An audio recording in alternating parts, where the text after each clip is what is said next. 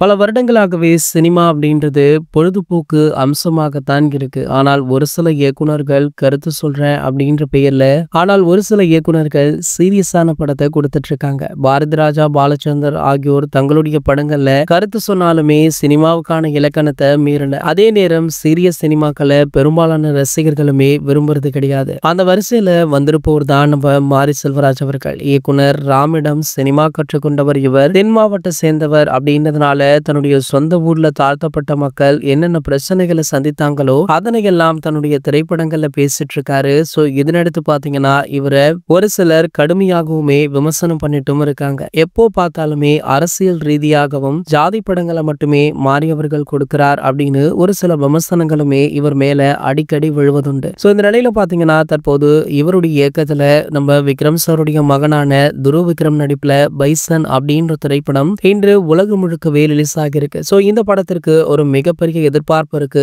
காரணம் என்ன அப்படின்னு பாத்தீங்கன்னா இந்த படத்துடைய உழைப்பு கிட்டத்தட்ட 5 ஆண்டு அப்படின்னு கூட சொல்லலாம். மேலும் பாத்தீங்கன்னா படத்துடைய ட்ரெய்லரிலேயே படத்துடைய மையக்கரு கபடி அப்படின்றதுமே தெரிய வந்திருக்கு. தமிழ்நாடு பொறுத்த வரைக்குமே கபடி அப்படின்றது ஒரு மிகப்பெரிய ஸ்போர்ட்ஸாக பார்க்கப்படுது. ஆகையால தமிழ்நாடு ரசிகர்களிடம் கண்டிப்பாக இந்த படம் வெற்றி பெறும் அப்படின்ற எதிர்பார்ப்பு இருந்தது. அதே போல இந்த திரைப்படம் தற்போது வெளியாகி செம்ம ரெஸ்பான்ஸுமே கிடைச்சிட்டு இருக்கா. இந்த நிலையில பாத்தீங்கன்னா இந்த படத்திற்காக நடிகர் அஜித் குமார் அவர்கள் துருவ விக்ரம் அவர்களுக்கு வாழ்த்துக்களையுமே தெரிவிச்சிருக்காராம். சோ பல வருடங்களாகவே விக்ரம் அவர்களும் நம்ம அஜித் சாருமே நெருங்கிய நண்பர்கள் அப்படின்றது குறிப்பிடத்தக்கது. இது போன்ற செய்திகளை பற்றி நீங்க உடனே தெரிஞ்சுக்க நம்ம சேனலை மறக்காம சப்ஸ்கிரைப் பண்ணிக்கோங்க.